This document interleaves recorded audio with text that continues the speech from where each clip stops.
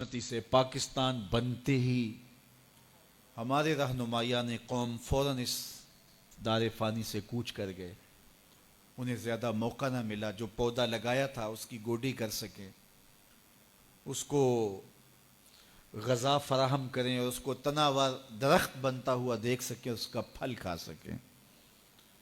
پھر منزل انہیں ملی جو شریک سفر نہ تھے. پھر گدیں آ گئیں جو اس وطن کو نوچنے لگیں, اور 70 سال سے اس ملک کو نوچا جا رہا ہے. ایک تو اس نظریے پہ کام نہیں کیا گیا جس نظریے نے ہمیں ایک قوم بنانا تھا.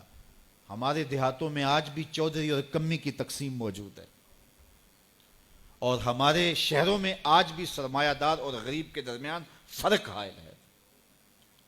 آج بھی گورے اور کالے کی تقسیم یہاں پائی جاتی ہے. اسلام تو اسے ختم کرنے آیا تھا, اسلام تو اسے مٹانے آیا تھا. حضرت ابو ذر رضی اللہ تعالی عنہ نے ایک دفعہ حضرت بلال کو جو ہے وہ کالی ماں کا بیٹا کہہ دیا تھا. اللہ اکبر. تو وہ روتے ہوئے حضور کے پاس آئے, کہا جب سے اسلام لایا ہوں کبھی اتنا دکھی نہیں ہوا.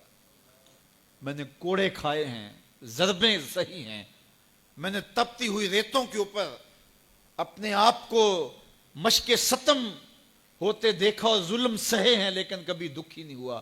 آج دکھی ہو گیا ہوں. کہا کیا ہوا؟ کہا ابو ذر نے مجھے کالے ہونے کا تانا دیا ہے, کالی ماں کا بیٹا کہا ہے. تو میرے رسول نے فرمایا جاؤ ابو ذر کو کہو کہ جن خواتین کا میں دودھ پیا ہے ان میں سے ایک ام ایمن کا رنگ سانولا تھا.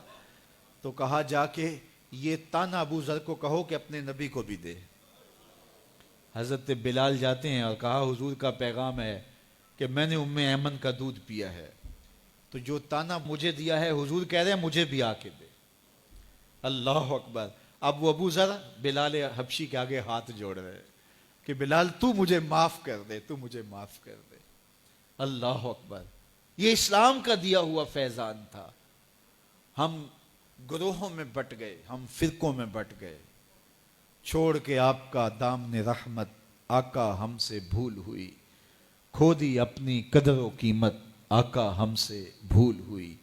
دیکھ ہماری آنکھ مچولی اپنے سینے اپنی گولی.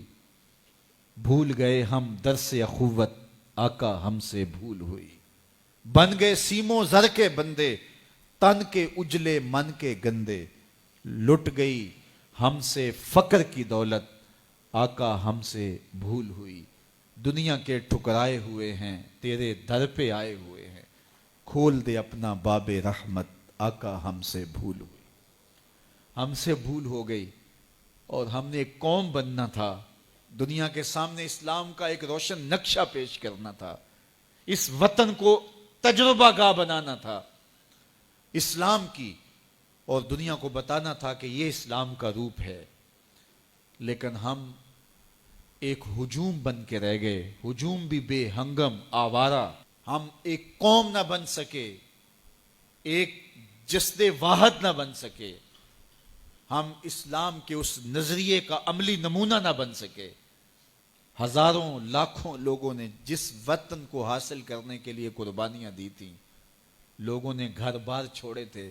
کوئی اتنا آسان کام نہیں تھا وطن چھوڑ کے آنا, لیکن بدقسمتی سے آج ہم جہاں کھڑے ہیں جو ہماری حالت ہے, بن گئے تن کے نشیمن کے کفس کی تیلیاں. بن گیا کیا چلے تھے ہم کیا بنانے کے لیے. 23 مارچ تجدید عہد کا دن ہے. آج ہم عہد کریں کہ ہم نئے آہنگ سے, نئے ارادے سے, نئے بانک پن سے قوم سازی کا عمل کریں گے, اور اپنے وجود کو قوم کے وجود میں گم کر کے رسول کریم صلی اللہ علیہ وآلہ وسلم کی امت کا ایک فرد بن کے جئیں گے. آپ سوچ رہے ہوں گے کہ میں تنہا بیٹھ کے ان چند ہزار لوگوں کے اندر یہ بات اگر کروں تو اس سے کیا فرق پڑتا ہے, حالات تو دیگرگوں ہیں, لیکن مجھے صرف اپنے حصے کا کام کرنا ہے, اور میری ذمہ داری اتنی ہی ہے. اس جگنوں کی طرح جو اندھیرا چھا جائے تو اپنی پیٹھ پہ لالٹین باندھ کے اندھیرے مٹانے کے لیے چل نکلتا ہے, اسے بھی پتہ ہوتا ہے یہ ساری ظلمتیں مٹا دینا میرے بس کا روگ نہیں، لیکن وہ اپنے حصے کا چراغاں ضرور کرتا ہے اور اپنے کام میں کوتاہی نہیں کرتا۔ اس لیے مجھے اور آپ کو اپنے حصے کا کام ضرور کرنا ہے، اور اس وطن کو جن مقاصد کے لیے حاصل کیا تھا ان مقاصد کو حاصل کرنے کے لیے قوم سازی کے عمل کی طرف ہم نے بڑھنا ہے۔